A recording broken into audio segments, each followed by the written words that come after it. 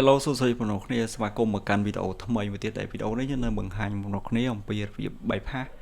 iCloud ដើម្បីប្រើប្រាស់ Wi-Fi នៅពេលដែលវាជាប់បែបនេះនៅលើ iPhone XS ទៅដល់17 Pro Max បងប្អូនអាចធ្វើបានដូចគ្នាហើយ iPad ពី iPad mini 5ទៅដល់ iPad ចុងក្រោយអូខេដើម្បីធ្វើបានយើងត្រូវការឧបករណ៍មួយឬក៏កម្មវិធីមួយឈ្មោះថា ESC Pro ហើយទូរស័ព្ទបងប្អូនរាយទៅ version ចុងក្រោយរួចដោតដូចចូលទៅក្នុងកុំព្យូទ័រកន្លែងមកលើកុំព្យូទ័រវិញ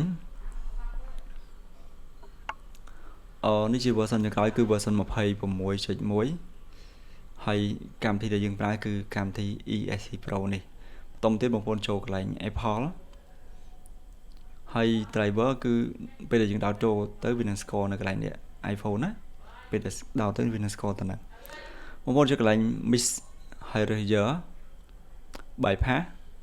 A12 វាមាន2ជម្រើសក្នុងការធ្វើបងប្អូនអាចសាកម្ដងមួយតែបើសិនជាខ្ញុំតេស្តខ្លួនឯងផ្ទាល់ហ្មងគឺជម្រើសទី1ល្អជាងជម្រើសទី2ឃើញតែជោគជ័យដែរប៉ុន្តែវាដូច fail ច្រើន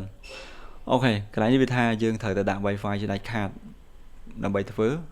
ហើយបើសិនជា version ខ្លះអត់ដែរបងប្អូនអាចសាករើសយក version ផ្សេង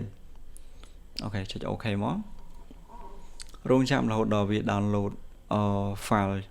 ដែលត្រូវជាមួយនឹងទូរស័ព្ទ version យើងហើយនឹងបញ្ជូនវាចូលមកក្នុងទូរស័ព្ទយើងដើម្បីរំលង skip iCloud ដែលកំពុងតែជាប់ហ្នឹងបងប្អូនអាចremote ពីខ្ញុំបានខ្ញុំទទួលធ្វើបើសិនជាបងប្អូនអត់មានប្រអប់ឬក៏កម្មវិធី EST ហ្នឹងកម្មវិធីហ្នឹងមិនមែន free ណាគឺគិតលុយហើយគិតជាប្រចាំឆ្នាំអញ្ចឹងបើសិនជាចង់បានចង់ active អាចតាក់ទងមកបានហើយបើសិនជាចង់គ្រាន់តែ bypass ក៏បានបញ្ហាមួយដែលបងប្អូនខ្លះអត់ដឹងឬក៏ខ្ញុំក៏ចង់និយាយនៅក្នុងវីដេអូនេះដែរការ bypass ជាមួយនឹង ESC Pro គឺមុខងារមួយចំនួនធំដូចជា fake ID load battery ប្រាប់ថាទូរស័ព្ទយើងដូរថ្ម load កាមេរ៉ាថាកាមេរ៉ាយើងដូរអីហ្នឹងគឺវានឹង load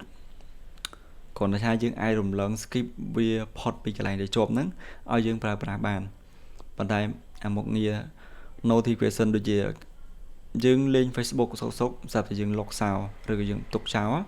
ដល់ពេលដែលគេឆាតឬក៏គេខមមកគឺយើងអត់ដឹងទេអានេះគេហៅថា notification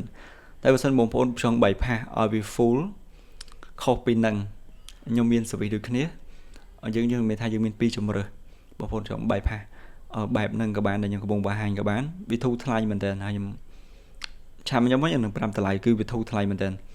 ហើយបើសិនជាបងប្អូនចង់ bypass full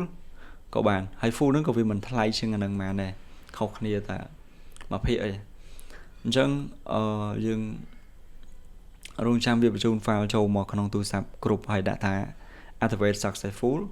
គឺទូរស័ព្ទយើងដំណើរការបានហើយបងប្អូនដកដូច activate ជាធម្មតាទៅហើយបើសិនយើង bypass ជាមួយនឹងថ្លៃណាថ្លៃ full notification មិន load មុខងារ fake ID កាមេរ៉ាបាត់តារីអីហ្នឹងគឺវានឹង load skip មកដល់ home មកវាអែមជាង EST ហ្នឹងអញ្ចឹង